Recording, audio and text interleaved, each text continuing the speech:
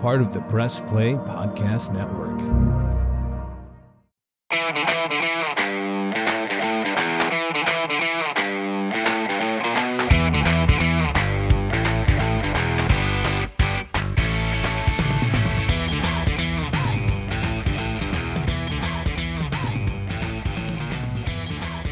And welcome to another Reghi Roda podcast powered by Cleveland Party Rentals and Newark Auto Body right here on the Press Play Podcast Network. Shout out to our fantastic producer, Cordts, who makes sure all of you out there in the podcatosphere are able to pick up another edition of the R&R podcast. And Michael Reghi, we're going to talk some Guardians, first place, and we're going to talk some Browns training camp in this edition of the Reghi Roda podcast. And let's start with the best record still, as we're closing out the month of July when we tape this podcast, Michael Reghi, at 65-42. The Guardians still with the best record in the American League. Today was the trading deadline. They picked up an outfielder from the Nationals in Lane Thomas, and they picked up a pitcher from the Giants in Alex Cobb. So just your thoughts on how surprised are you, Reg, that here we are entering the final 2 months and the Guardians, not the Orioles, not the Yankees, not the defending champion World Series, Texas Rangers. It's the Guards with the best record still in the American League.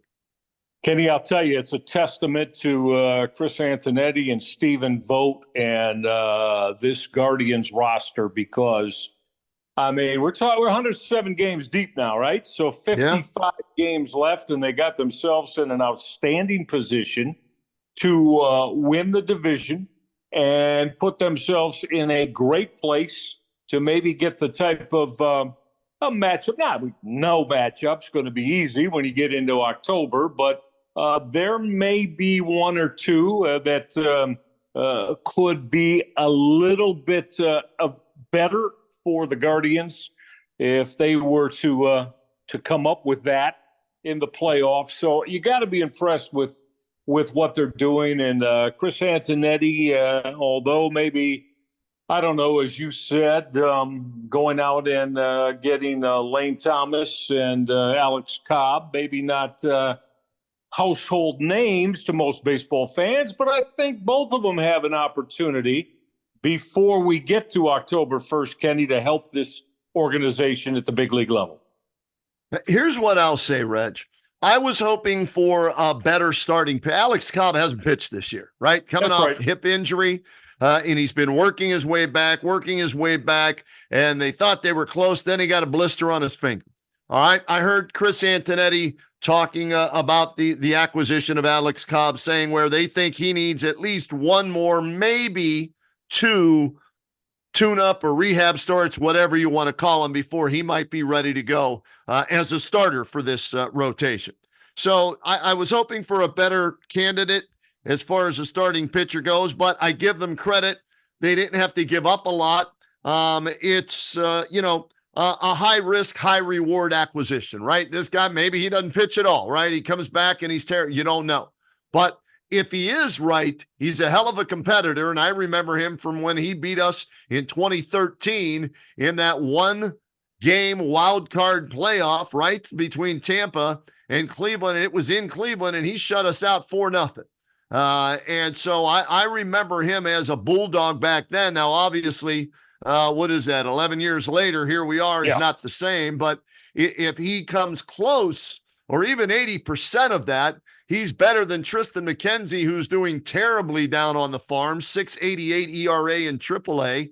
I'm not sold on Logan Allen, even though he's had a good couple of starts down there on the farm. I'll take, Alex Cobb over either one of those guys if he's at about 80%. Well, yeah, and as as you said, we know he's a guy that can go out and give you innings if he's right. He's going to should be able to do that. And I think that's something that the Indians organizationally want from him. As you said, now we're talking about 9, 10, 11 years ago when he was at his best and at his apex, so to speak, with the Tampa Bay Rays. But again, if he's a veteran, Kenny, so if he's a guy that's healthy, you got to hope get this team into the 6th, 7th inning, right? You take the baseball and get them into the 6th, 7th inning with your starts. So what are we talking here? 55 games left. Am I right with that? Yeah. So if he's in the rotation, I don't know, maybe he potentially could get 10 starts if that's the way Stephen Vogt wants to give him a start every 5th day in this rotation. So, hey, I'm down with it. Again, it's a veteran guy, and you didn't have to give up a whole hell of a lot in terms of messing with, say, the top 10 prospects in your system. So, let's roll. Let's see if he can, if he can give them, even we said he could possibly get 10 starts. But, I mean, Kenny, if he has 3 or 4 quality starts, right. Think of how that could help everything rotationally in the bullpen, too. Yeah, the other guy to keep an eye on here that they signed a while ago is Matthew Boyd, and he's been coming along very well, progressing very well in rehab starts. He had Tommy John surgery last June. So come August 1st, it'll be 14 months, right? Hitting the 14-month marker. And so, from that standpoint, they're hopeful that he might be able. So between Cobb and Boyd, right, they're hoping to get some starts out of those guys and maybe a 3rd or 4th starter for the postseason, because right now it goes Tanner Bybee, Ben Lively, and Gavin Williams, who pitched today, Reg. And while his pitch count wasn't great, 90 through 5 innings, hey, he didn't give up any runs. And if memory serves me correct here as I look, 2 hits, 8 strikeouts, 1 walk, no runs, 5 innings, 90 pitches. So the control's still trying to, come around for Gavin Williams. But if he's your 3rd starter and then one of these 2 is your 4th, then okay, that's fine for the starting staff, and you've got the best bullpen in baseball. I was a little surprised, and we'll get to Lane Thomas in a second. I was a little surprised they didn't add another bullpen arm simply from this perspective, Reg. 3 rookies on that staff right now. A lot of innings already for those rookies and some of the other guys too. And they're going to be in uncharted waters coming up here as far as most innings pitched in their career. How will they handle it? Will they be burnt out, or will they be able to handle it? I thought maybe getting another reliever might help them, take some of the wear and tear off those rookies if you have a big enough lead, down the stretch, to save some of those arms for the postseason, because right now that bullpen is as dominant as I can remember a bullpen being for the Guardians/Indians, going back probably to when Mesa was at his apex and you had Eric Plunk and Paul Ossenmacher and, maybe a Paul Shuey back in those days. But Michael Jackson, there's another Mike Jackson. Yep. Yeah. So Kenny, look, I think Chris Antonetti, Stephen Vogt, they're banking on everything you just said and that bullpen being able to carry them. Hell, maybe it'll turn into 6 innings. Right. Who knows?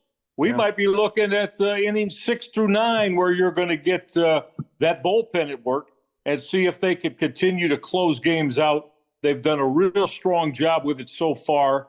And as I said, it's believe it or not, I said, damn, 107 games deep, down to just a little over 50 games left now in the final 2 months of the regular season. And Kenny, as you said, best record in base. They've got themselves in a very advantageous position. Now we're going to find out if they can close this thing down and win the AL Central.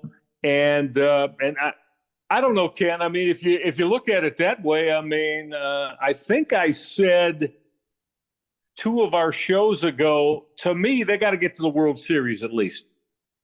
So they got to be represent the American League and get to the World Series. I think if you stay this way with the best record in the American League, one of the best records in baseball, I mean, hell, why wouldn't anything other than that be something that is not pleasing and would make you feel like they didn't take advantage of the position they put themselves in? So to me, Ken, I'm at the point now, again, we're down to 55 games. So fall classic, baby, let's go. This team's got to get to the World Series.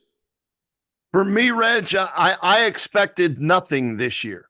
So Right. if they were able to skip the wild card round, get to the ALCS, and maybe come up short, I would be thrilled with that because I didn't expect that. But as they've been in first place now for how long and one of the best records in all of baseball, you look around baseball and you go, why the hell not? Why can't they get to the World Series, especially in the American League? Who was it? Luis Severino, the Mets. He might have said it best about the Yankees. You got two hitters. That's it. You got Juan Soto and you got Aaron Judge, and then the Mets went out and beat them. Now I didn't look and see what the Yanks did as far as the trades. I was just focused on the guards. And Garrett Cole's been struggling. He's hasn't been the same. He's supposed to start tonight and wasn't able to go. There you go. Got scrapped. Now the one guy they got, Kenny, is Jazz Chisholm, and he's hit 3 bombs since they got him already. He was he's a middle of the lineup guy for the Miami Marlins. A guy who plays all over the outfield, can even play third base and second base. And they're winning tonight in Philadelphia. And as I tell you, he's hit 2 bombs tonight. So it looks like the Yankees have added to that lineup to go along with, as you said, Judge and Soto, and now Jazz Chisholm. They're giving them a very legitimate hitter behind those two guys. He's hit second so far. He's hit 6th, but the big thing is he's come in for them and he's swinging the bat real well. So that's only going to help them. We'll have to see where the Garrett Cole thing goes. But again, and did I see that right? Who got Jack Flaherty today? The number 2 starter from the Tigers. Is that the Baltimore? Dodgers? The Dodgers went out and got yes. Okay, so he's out of the American League. Okay. Yes. Yeah, so we don't have to worry about him till the World Series potentially. Oh, well, I take that back. Reg, I take that back. Yeah. September, first weekend in September, we're out in L.A. against the Dodgers, so we may see him there. And so far this year in 3 starts against the Guards, Flaherty is 1-1 with a 1.50 ERA against us. Yes, so we might see him there, but then not until the World Series after that. I want to get to the bat that they got in Lane Thomas, okay? Yeah. This is the one area where I was a little upset. I had heard that the Guardians were in on talks with Tampa Bay for Randy Arozarena, okay? Yeah. And that's the guy I wanted. That's the bat I wanted for the outfield. For them to go out and get. And I don't know what the asking price was as far as who Tampa maybe was looking at from the Guardians minor leagues, but he ends up going to Seattle, and he's been hitting it well, since he arrived in Seattle. I think he's got 5 hits for them and a home run, even though he had struggled for Tampa for most of the season. So I wanted Randy Arozarena. They go out and get Lane Thomas, who last year, career high 28 homers, 82 RBIs, right? Good numbers. But this year, those numbers way down, 8 homers, 40 RBIs at this point. But supposedly, his contact rate is up. His swing and miss rate is down, which fits into what the Guardians like. And, they gave up 3 prospects. I didn't know much about the 3 prospects they gave up in Alex Clemmie, Jose Tena, and Rafael Ramirez. But what I was told, they had so many guys that how did they phrase it? So many call-ups this year and got a good look at so many guys that they knew their 40-man roster, they weren't going to be able to keep everybody on the 40-man and they would lose them then outright, possibly. Yep. And so that's why they were willing to deal some of these prospects, and the 3 that they gave up to the Nationals maybe open the door for some of these other guys to stay on the 40-man roster. That's exactly right. Now, I found it very interesting, Kenny, and you mentioned about a lot of pop from Lane Thomas a year ago. This year, those offensive proficiency or power numbers, if you want to call them that, are down. Yeah. But again, I think he can produce some pop from the right side of the plate. Kenny, I found it real interesting that Stephen Vogt put him in that number 2 hole in the lineup today. Yep. I saw that, and I was okay with it. 28 stolen bases, Reg. Okay. Yes. I think that's third. It might have been third in the NL. Now he did get caught 12 times, so he's got to do have a better percentage than that. 28 for 40, which 14 for 20. So times that's only 60. Not what you're looking for. 70%. Not good enough. Yeah. Not quite good. Not good enough. But we'll see. Now, if they're going to hit him 2 in the lineup, right? And you're going to hit him in front of Jose Ramirez and Josh Naylor, you certainly want that on base percentage to be real good. Yep. And Ken, to be like I said, if you're hitting ahead of Ramirez and Naylor, if you're looking at a guy being a base stealer, well, then you can't have someone that's running himself into outs, by giving him a green light with those two, the RBI guys on this club hitting behind him. So we'll see. That's why I was a little surprised he hit him in the 2 hole today. We'll see if that stays consistent for Stephen Vogt with Lane Thomas. But, if he can produce a little bit of pop, Kenny, and I don't know, again, 57 games. We're going to assume, let's say he plays them all. Can he hit 6 to 8 dingers from here on in? Yeah. Is that asking too much? For a guy, we're assuming he plays all 57 and start. I would hope he can hit 6 to 8 dingers. Yeah, coming down the stretch. If he could get to 15 for the season, which would be 7 while playing for the Guards, I'd love that, and then carry it over into the postseason. So again, I wanted a Rosarena because of what he did in the postseason, his numbers, that experience. But I'll put it to you this way. Was I overwhelmed and blown away by what they did? No, but I'm glad they went out and added a veteran outfielder who's better than anybody they've had playing on a consistent basis out there in right field, from Will Brennan to Martinez to whoever else they've tried out there. So at least you've got an experienced, true outfielder with some pop in his bat. It's John Kenzie Noel currently. Yes. Yeah. Right. Hit that monstrous bomb in Philly the other day. Big Christmas. But again, if you're going to put him in the lineup, that's the thing. You want him to produce runs for you. Noel, I'm talking about. But same thing with Lane Thomas. I mean, if you're going and for him, that on base percentage, again, if you're going to hit him ahead of Jose Ramirez and Josh Naylor, at the top of that lineup, well, then damn, he's going to have to get that OBP there where these guys have him on the bags and they're hitting with RBI possibilities. Yeah. I mean, so we'll see if he can get that done. Reg, I don't have the exact numbers in front of me, on Lane Thomas, but he's been tearing up left-handed pitching. So this could be a platoon situation. We'll have to, wait and see. I want to keep the bat of John Kenzie Noel in there somewhere. All right. Okay. I understand. Yeah. As a DH, in right field sometimes. Maybe they move, who knows? Maybe they move, Lane Thomas to center field. But I want to keep that power bat of John Kenzie Noel in there and see what that might produce. And the other reason that I think they were interested in Lane Thomas, this about the Guardians, he's 28 years old, so not ancient, and he's under team control through next season. Making only $5 million a year, which is what they were paying Miles Straw, who hit 1 home run in 2 or 3 years. So those are some of the other reasons why they were interested in Thomas and went out and got him. And we'll see if it pays off. You're exactly right. It's always a factor where, man, I know a lot of fans don't like it, and hell, sometimes you and I don't like it. But the bottom line, to say it's not a factor in how Chris Antonetti does business would not be telling the truth. It is a factor.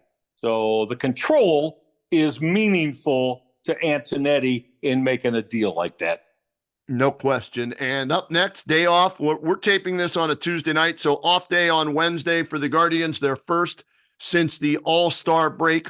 And then they've got the Baltimore Orioles coming to town games, for right? 4. Yeah, well, 4-game this series. weekend at the Yard, right?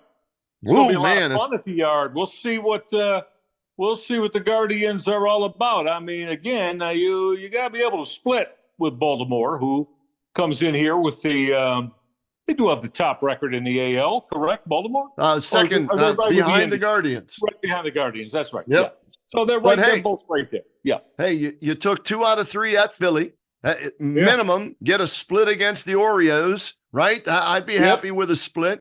You got the Yankees this month for 3 in the Bronx. You got Minnesota for 3 at Minnesota. So you're going to be tested this month. And that's why I was happy they went out and got another bat.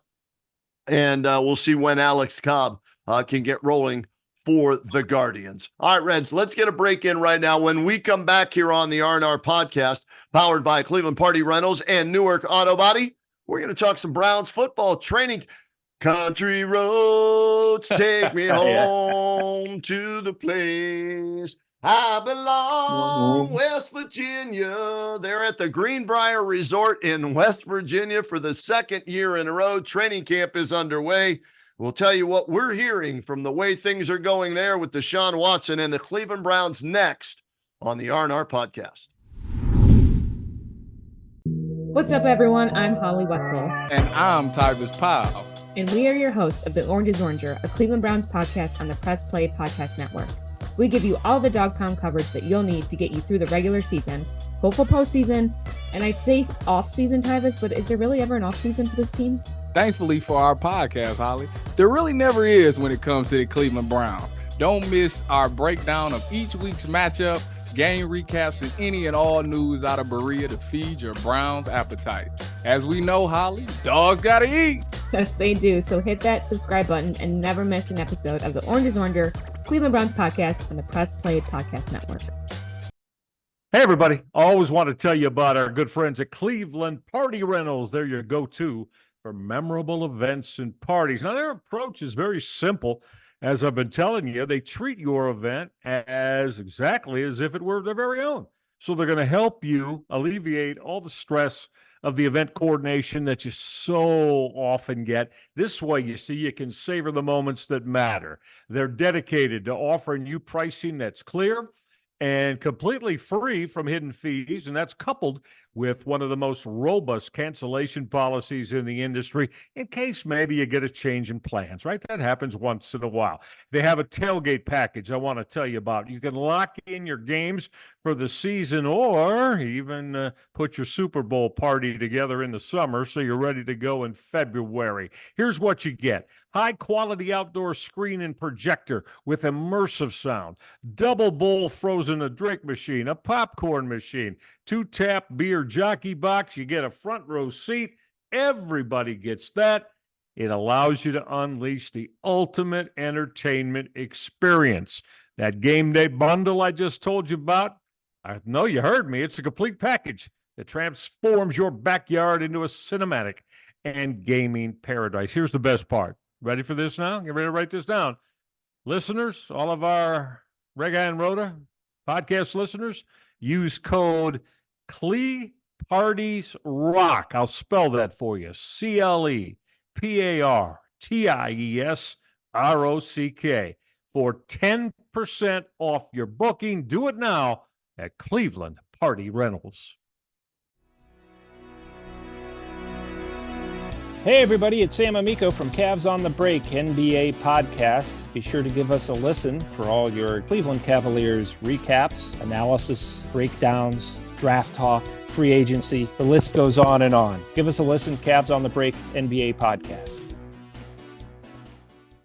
Hey gang, the Roadman Kenny Roda here from the R&R podcast. If you've been in an accident, first of all, I hope you're okay. Secondly, if you are and your car's not, then guess what? You need to look no further than Newark Auto Body and Zanesville Auto Body. Why? They're safe, they're reliable, their collision repairs are what they do best. It's their business. They are located in Newark and in Zanesville, and they are a local family-run and veteran-owned business serving those areas, Newark, Zanesville, and the surrounding areas. And how about this? They work with all the insurance providers to make your experience hassle-free. are already down in the dumps because your car is dinged up, right? You don't need a hassle from the insurance company. That's the other great thing about them. Plus, you can ask about their special discounts for U.S. military veterans. You want to check them out online? Here's where you go.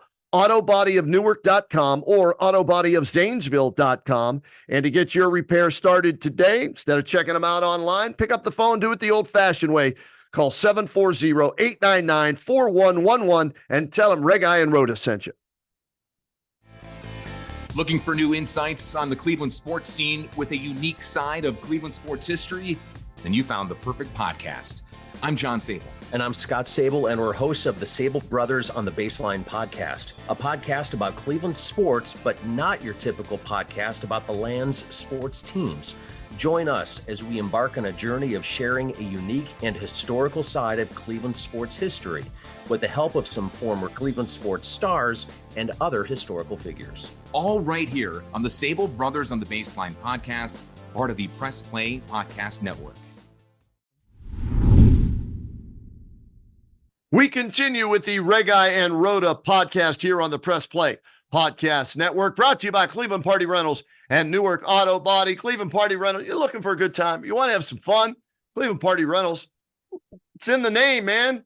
Party rental. I mean, they know what to do to make sure you have a good time. Check them out. And if your car needs some work, you were in a fender bender, it's old, you want to, I don't know, it's rusty, whatever it is, Newark Auto Body, give them a holler and tell them Reghi and Roda sent you to Newark Auto Body. All right, Michael Reghi, training camp underway. Let's see, I'm looking up at my calendar here. The rookies reported on the 22nd, the veterans on the 23rd. They left on the 25th for West Virginia and are currently holding training camp there at the Greenbrier Resort. What are you hearing so far about Deshaun Watson and anything else coming out of training camp for the Browns? Well, Kenny, I think the biggest thing, and you and I have talked about this, I think I actually said in our last show, this is about Deshaun Watson now, right? Yeah. This 2024 NFL Cleveland Browns season, if Deshaun Watson has a good year, Kenny, I'm not even asking for an elite year, but if he has a good quarterbacking year, I believe the Browns are going to be exactly where they want to be. Yeah, there's a couple of things, we're going to have to see how things look promising right now for Nick Chubb. We'll see how long that takes, but Watson is going to have to play well. You don't have a quarterback playing well, good luck trying to win in the National Football League, right? I think, we've known that forever and a day. So September 8th isn't that far away, Kenny, right, against those Dallas Cowboys coming into downtown Cleveland. So it appears from what I was able to see that Watson got a lot of individual work today, and he looked sharp in 7-on-7. So now, no, there's not a big-time pass rush, no. Right, but right. Linebackers and DBs, they're the main defensive forces in 7-on-7, and they're not allowing receivers to just run free in the secondary and, catch cookies from Deshaun Watson or any of the Browns quarterbacks. So he hit David Njoku a couple of times today in that 15 to 22-yard range, coupled to Amari Cooper and Elijah Moore, who, Kenny, by the way, I think I expect way more from Elijah Moore than what the hell he gave the Browns last year. I don't know what the hell that was, but it wasn't good enough if he's going to be your number 3 guy. But that having been said, today with an individual focus on Deshaun Watson, he looks sharp in 7-on-7. And Kenny, stack up days, right, man? Stack up days where you look good and are able to work in concert with a rapport with your receivers. That's what I need to see from Deshaun Watson, first and foremost. I'm reading from our buddy Scott Petrak right here, okay? Does a hell of a job, right? He's phenomenal. Scotty does a hell of a job. Outstanding Browns beat writer. Yeah, brownzone.com is where you can find him on a regular basis, at Scott Petrak on Twitter. 5 practices in the books, and quarterback Deshaun Watson has thrown in each one. That's the first paragraph of his article following today's practice. So that is a good sign. Now, the other day I saw Watson shut it down early. He threw a bad pass that, it was short hop that netted target that they throw at. But they said nothing to worry about. And you're right. He bounced back today, 7-on-7s, 11-on-11s, made some good throws. No reports of any injuries or any sore shoulder at this point. So that's the most important thing out of all of this that, we're keeping an eye on is, where is he? How is he coming along? And it sounds like so far, so good for Deshaun Watson, because you and I have talked about this, Reg. What's the most important ability? Availability. And he ain't been available the first 2 years for the Browns, but 12 games, and they're 8-4 in those 12. So if he can play 16 or 17 games and be healthy for the postseason, which a lot of people expect them, to make, then okay, the Browns are going to have a chance to make some noise this year. But if he doesn't, as much as Jameis Winston says all the right things and he looks great, and he's beating Mike Vrabel in sprints, at training camp, I'm sorry, that's not going to get you far in the playoffs. No. So we'll just, keep our spotlight and everything on Deshaun Watson. Biggest thing, Kenny, I want him to develop. I don't want to hear a lot. Just show me that when September 8th rolls around. Yeah. Excuse me. We still there? Right. Okay, good. When September 8th rolls around, that rapport has been built, and we're going to see it with those receivers. I mean, that's the biggest thing going. And, of course, we'll see whether or not Nick Chubb is ready to go then. Ken, I don't know. I'm kind of hearing it might be they're looking at week 3 or 4 for Chubb. I don't know if you've heard anything different than that, but that's what I was told yesterday. So, again, it's all about Deshaun Watson, and defensively, I mean, again, this defensive football team, too, they're going to have to perform better than they did in spots last year. And let's hope that can be a thing for them, too, because the unit needs to be better. Especially on the road where it was Jekyll and Hyde, right? Oh, my God, yeah. I think a couple of those road games, I mean, remember the one when Matthew Stafford and the L.A. Rams just carved them up on the road out in L.A.? So, yeah, you're right.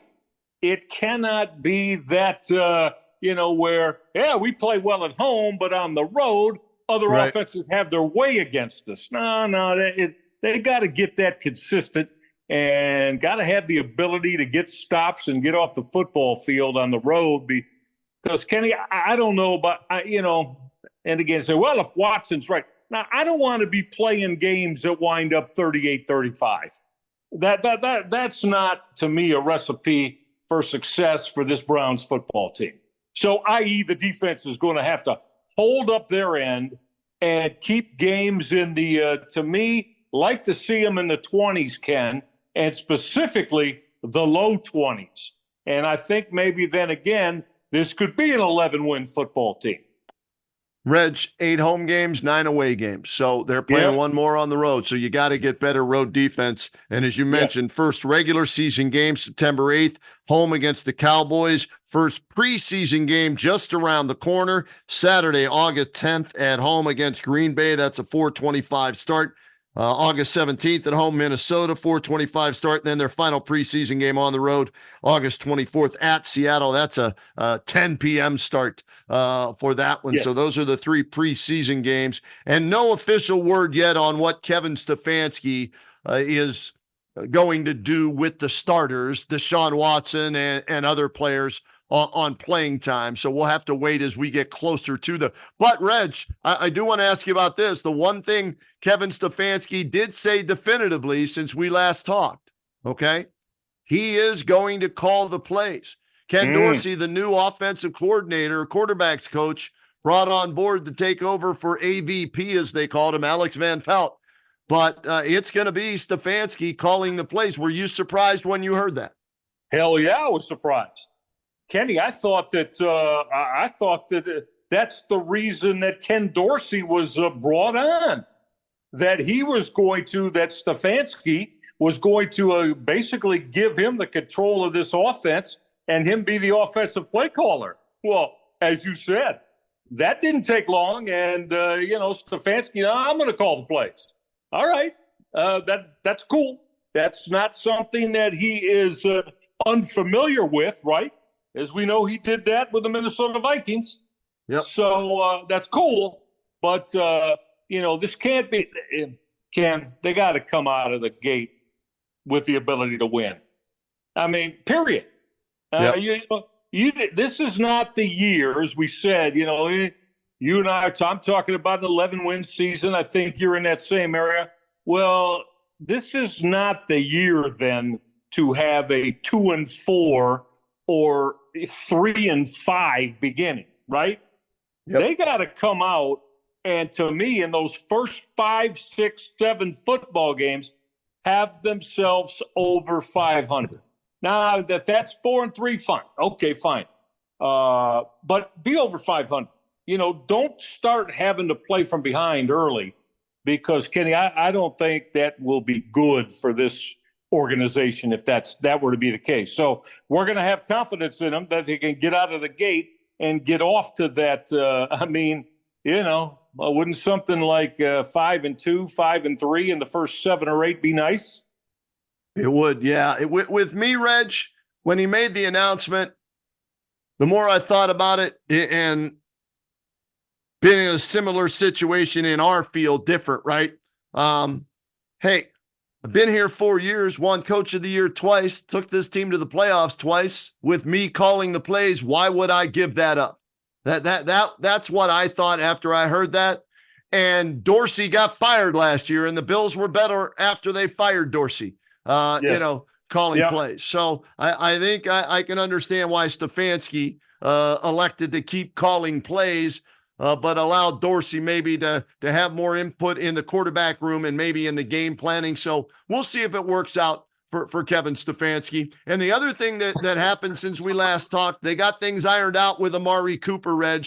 So no drama, no issues there. How important do you think that was to make sure that Cooper, comes into camp, shows up on time, and is happy while he's here? Huge, Kenny. He's your number one guy. I mean, unequivocally, he's your number one guy. Now, and the hope is that's the reason they went out and got Jerry Jeudy to be that 2 behind Cooper. I think it's enormous that the Browns were able to get Amari Cooper in a place where he's happy, right, and feels good contractually about where he's going to be with his football team. Because, Kenny, he's another one. He and Deshaun Watson, they need to have big year together. My biggest concern as we move forward through training camp, actually, two. Watson, he's still on a pitch count. How he comes along, and there are no setbacks, most importantly, right? But still, you're going to start with 2 of the tackles, the starting tackles, on that early injured pup list or whatever the hell they call that where they can activate them anytime. But still, those are, to me, Conklin and Wills. That's still a major concern for me with this offense moving forward. So that's something I'll be watching. If they play in the preseason games, if not, then how they do in those practices with the Minnesota Vikings. Well, I'm with you there because those 2 are extremely important to this football team. Yep. I mean, no question about it. So, I mean, they have got to hopefully come out and start healthy and get an opportunity to keep that offensive line intact and together with Batonio, Telfair, and the gang on the interior, right? Let's hope those injuries are completely healed and they don't linger, and then you have that revolving door of DeJuan Jones, Conklin, and Wills, and whoever else they might have to throw in there. So we'll see. But that's something that I definitely want. And by the way, also, nice job, you effing kicker. How about that? They gave the kicker maybe one of their most valuable players last year, right? Dustin Hopkins, a contract extension, and deservedly so. And Reg, the only thing, JT and I were talking about this, on the Kenny and JT show on WHBC Monday through Friday, 3 to 7. Ask your smart device. You can listen to us there. Our conversation was maybe the only reason I really will watch a preseason game is to try and figure out these new damn kickoff rules and what that's going to look like. And JT and I were talking. I don't know about you, Reg. Dude didn't even make a tackle last year trying to, track somebody down and pull a hamstring. I don't want Dustin Hopkins kicking off for this football team unless he's kicking it out of the end zone. Yeah, how about just, keeping him confined to field goal attempts and extra points? How do you think that would play? Now, I mean, they're going to have to get somebody to kick off, but, I mean, my God, even when other teams start to make cuts, I don't want to see – I'm with you. I do not want to see him out there kicking off, no. I don't know if that means do they carry two kickers with Cade York? Does Corey Bajorquez kick off the punter? Do they have somebody else? Kansas City reportedly has got a position player that's learning how to do that because they want to have a legitimate tackler as that 11th man because I guess – where'd they get this rule from? Was it the UFL or where? I don't know where the hell they got this from. I believe it was, and we're going to have to see how it looks and how it works because, I mean, right now, I'm just not a fan with doing anything like, to me, that drastic on kickoffs in the National Football League. So, again, if it proves out to be a good thing, great. But right now, boy, I got a lot of questions about it.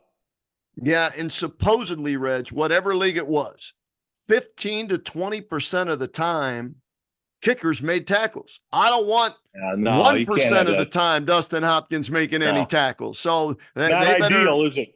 No, they Bubba Ventrone, they better figure something out there because 8 of 8 from I want him kicking 50-yard field goals with the game on the line and going 8 for 8 again.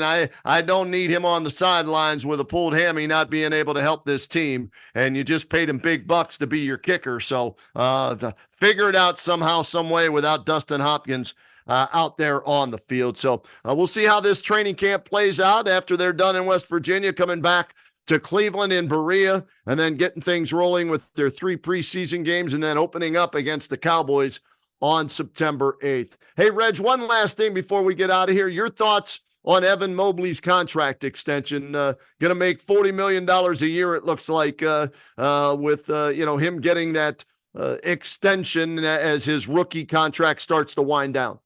Yeah, I'm an admirer of Evan Mobley, Kenny. I'm glad he got his money, and with that money comes – even the expectation of a little bit more night-by-night production.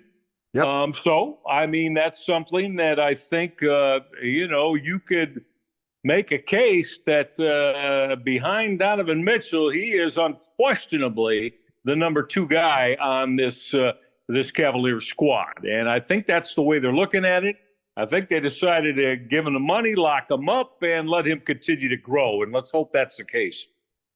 5 years, $224 million extension with incentives, $269 million. Let's see. I'll do the quick math for you.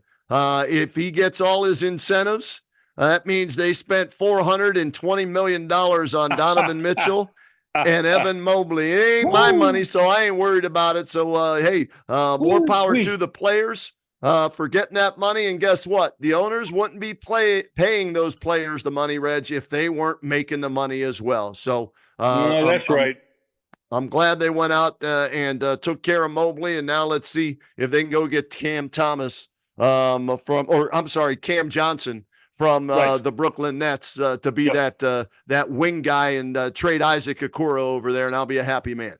Well, I'm with you on that. Cam Johnson would be a definitive upgrade from Isaac Okoro on the offensive end, yes.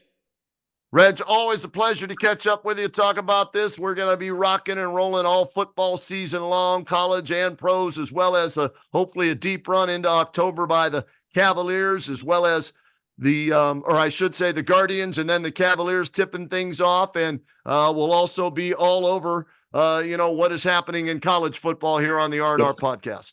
Can't wait, Kenny. It's going to be exciting throughout the fall. College football, the Browns in the NFL, and, of course, hopefully a long Guardians run deep into October. So looking forward to it, man, and always fun.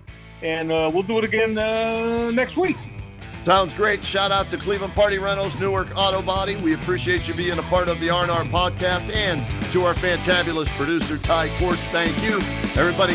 We'll talk to you real soon here on the R&R podcast.